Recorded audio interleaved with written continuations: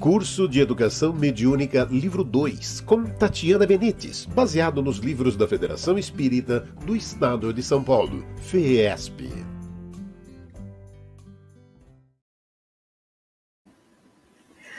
Olá, seja muito bem-vindo a mais uma aula do curso de Educação Mediúnica. Nós estamos no livro 2, na 6ª aula. E hoje nós vamos falar sobre comunicação anímica, animismo, né? E xenoglossia. E diz o seguinte: o espírito do médium, submetido às diferentes condições que ocorrem durante o transe mediúnico, tais como o grau de desprendimento, as lembranças do passado e o nível de moralidade, exerce influência decisiva na natureza das comunicações espíritas, distinguindo-se. Letra A. Comunicações do espírito do próprio médium, fatos anímicos. E letra B. Comunicações de outros espíritos através do médium, fatos espíritas. Entre os fatos anímicos e os fatos espiríticos na mediunidade, existe um limite indefinido, porquanto dificilmente se pode dizer com absoluta segurança quando é que fala o espírito desencarnado ou quando fala a alma do médium em transe.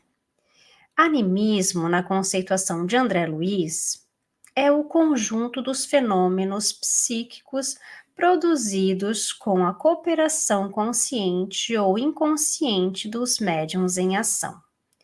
No primeiro caso, o médium fala pelo próprio espírito, podendo inclusive dizer coisas que o médium, como homem, desconhece. No segundo, o médium é o intérprete e, como tal, pode exercer maior ou menor influência nas comunicações que deve retransmitir. Estas influências recorrem da afinidade fluídica, da sintonia comportamental, do nível moral, do nível intelectual e da preparação do médium para o serviço mediúnico. São estas as razões pelas quais os espíritos procuram o intérprete que mais simpatize com eles e que lhes exprima com mais exatidão os pensamentos. Não havendo entre eles simpatia, o espírito do médium é um antagonista que oferece certa resistência e se torna um intérprete de má vontade e muitas vezes infiel. Isso está no Livro dos Médiuns, segunda parte, capítulo 19, item 223, no parágrafo 8º. No médium, o grau de mediunidade é relativo, menor entre os intuitivos e maior entre os médiuns mecânicos, mas, em qualquer caso, a passividade é maior quanto menos o médium misturar suas ideias com as do espírito comunicante. Como se sabe, a comunicação se faz pela irradiação do pensamento. Quando somos obrigados a servir-nos de médiuns poucos adiantados, dizem os espíritos, somos constrangidos a decompor os nossos pensamentos e a ditar palavra por palavra, letra por letra, constituindo isso uma fadiga e um aborrecimento, assim como um entrave real à presteza e ao desenvolvimento das nossas manifestações. Isso está no Livro dos Médiuns, segunda parte, capítulo 19, no item 225. O estudo do papel do médium nas comunicações deve examinar seu cunho pessoal e o do espírito, donde se conclui: a. Do médium. Características quanto à forma e ao colorido da imagem, da linguagem. Dependem do arquivo possuído pelo médium. O pensamento do espírito se veste daquilo que tem o médium. B. Do espírito. Estilo fundo científico, filosófico ou religioso, que se revelam sempre os mesmos, embora com médiums diferentes. O médium é, acima de tudo, um instrumento, um intérprete, tanto melhor como instrumento, quanto mais fiel como intérprete, Porque dizem os espíritos, o nosso perispírito, atuando sobre o daquele a quem mediunizamos, nada mais tem que fazer senão impulsionar a mão que nos serve de lapiseira. Isso está no Livro dos Médiuns, segunda parte, capítulo 19, item 225. Mas, se o espírito não é simpático ao médium, este acaba interferindo na comunicação.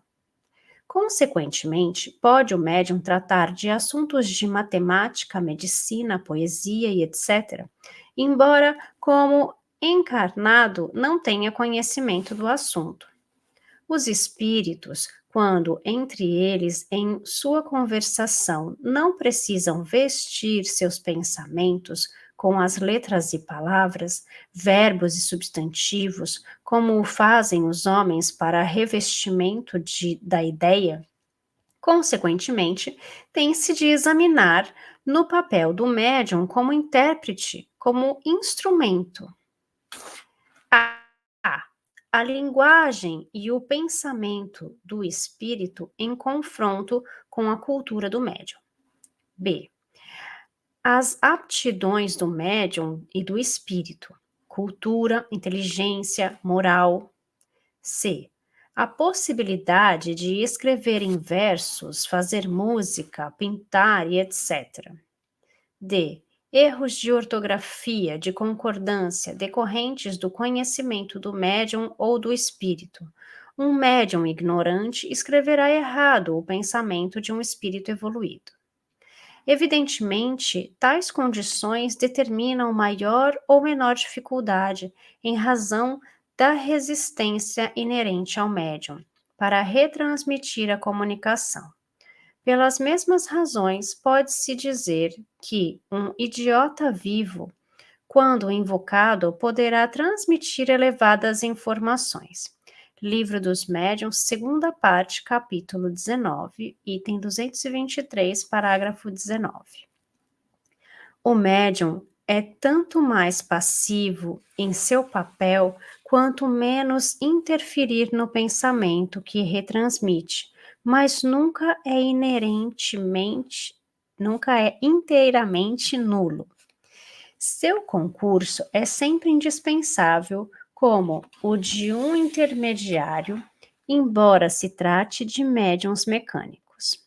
Livro dos Médiuns, segunda parte, capítulo 19, item 223, parágrafo 10º.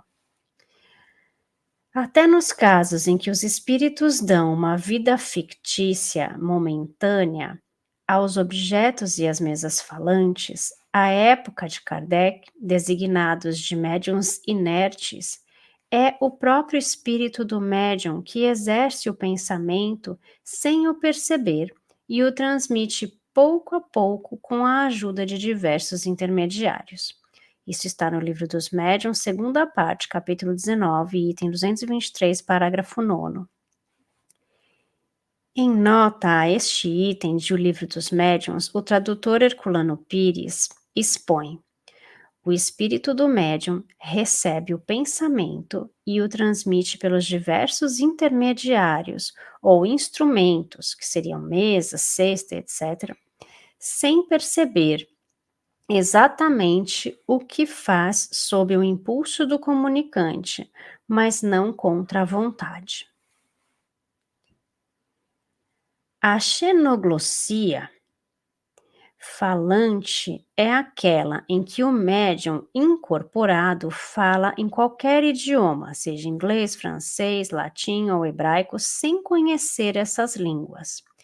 Podem-se também ouvir os espíritos em outros idiomas. Podem psicografar mensagens e ainda possibilitar sejam grafados caracteres estranhos em lousas e paredes.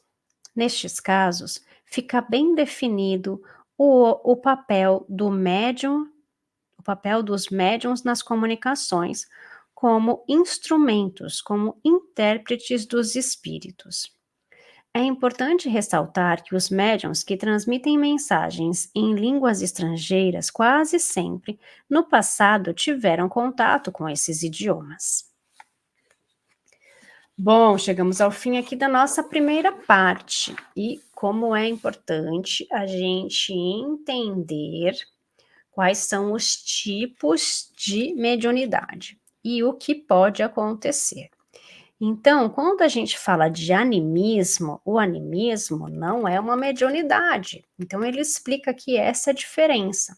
O animismo é uma mensagem do próprio espírito, não é de um espírito comunicante. Então, com a prática, a gente vai conseguindo identificar o que é nosso como médium e o que é uma comunicação de um outro espírito. E isso nos traz a experiência da prática. Então, por isso, nós precisamos praticar. E praticar sempre em locais seguros, em centros sérios que trabalham com esse tipo de educação mediúnica, né? Então, a comunicação com os médiums, ela se faz através do pensamento, mas isso não significa que o médium não possa interferir na mensagem, principalmente se ele é um médium consciente. Aqui fala da questão dos médiums mecânicos. Os médiums mecânicos, eles não têm a consciência, por exemplo, do que eles estão escrevendo. Então, é muito mais difícil deles interferirem nas suas mensagens, tá? Então, por isso, é importante que a gente sempre estude e observe os tipos de mensagem, como que são dadas as mensagens, porque um espírito ele vai dar o mesmo tipo de mensagem para um médium ou para outro, em um local ou em outro. E isso deve ser estudado. E ele fala da xenoglossia. A xenoglossia é o médium fazer uma psicografia ou uma comunicação num idioma que ele não conhece. Então, isso prova que não é uma comunicação dele, né, do espírito dele, ou seja, não é um animismo, mas que é de um outro espírito. Então, ele pode falar de diversos assuntos em outro idioma, tá? E a nossa segunda parte do nosso estudo tem o tema: a quem muito foi dado, muito será pedido. Muitos dos ensinamentos de Jesus Cristo foram ministrados em forma de parábolas. O mestre sabia, de antemão, que as suas palavras não seriam compreendidas por muitos dos seus contemporâneos e também por muitas gerações futuras. Ele também não desconhecia que os seus ensinamentos seriam adulterados no decorrer dos séculos, com o escopo de servir aos interesses inconfessáveis de grupos e de pessoas, principalmente das religiões dogmáticas do futuro. Por isso, ele entrecortou os seus ensinamentos com maravilhosas parábolas cuja interpretação era algo difícil para os homens que manipulariam o povo. Portanto, elas atravessariam os séculos que se avizinhavam sem sofrer o impacto das deturpações, uma vez que, aos olhos de muitos, não passavam de contos inocentes e sem maiores consequências. Os apóstolos de Jesus, no entanto, desconheciam a razão pela qual o Mestre ensinava dessa maneira. Por isso, indagavam: por que razão lhes falas tu por parábolas? Tendo ele respondido: porque a vós foi dado conhecer os mistérios do reino dos céus, mas a eles não foi. Porque ao que tem se lhe dará e terá em abundância, mas ao que não tem, até o que tem lhe será tirado. Por isso é que lhes falo por parábolas, porque eles vendo não veem, e ouvindo não ouvem, e nem entendem. Isso está no Evangelho de Mateus, capítulo 13, parágrafos 10 ao 14. Tirar-se-á ao que nada tem ou que tem pouco. É uma expressão que deve ser tomada em sentido figurado. Não é o Pai Celestial quem tira do que pouco havia recebido, mas o próprio espírito deste que, pródigo e despreocupado, não sabe zelar pelo que possui, nem aumentar seu cabedal de conhecimento e aprimorar as suas qualidades morais e espirituais. Prática que faria desenvolver a semente generosa que caiu em seu coração. Ao que já tem, dar-se-lhe-á, e ao que não tem, ainda o que tem se lhe tirará.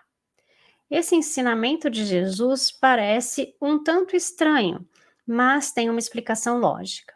Aquele que recebeu é o indivíduo que possui o conhecimento da palavra divina e em vida esforços no sentido de tornar-se digno dessa dádiva generosa. E Deus, por misericórdia, encoraja os esforços que objetivam a prática do bem. O esforço íntimo e perseverante do homem atrai o auxílio dos espíritos superiores. É como se fora potente imã que chama as melhoras progressivas e as graças abundantes que são importante ajuda para se atingir os objetivos sadios que enobrecem a alma, aproximando-a de Deus, uma vez que a vida terrena representa mais uma etapa no grandioso processo evolutivo do espírito, através das vidas múltiplas.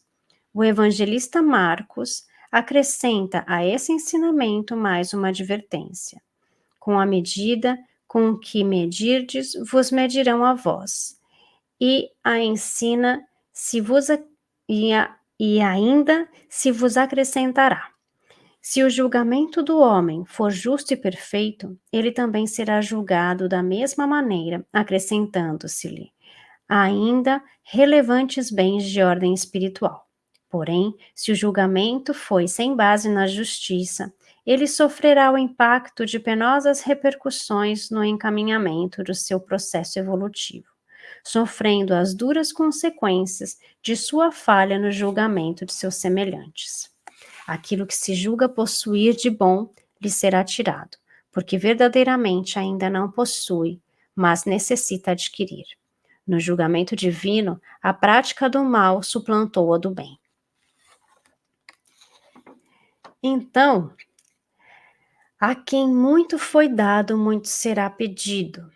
Porque quanto mais nós recebemos ensinamento, a sabedoria, mais nos será pedido. Ou seja, eles me deram esse conhecimento. Eu tenho esse conhecimento, então eu tenho que utilizá-lo para o bem, para o meu bem e para o bem do próximo.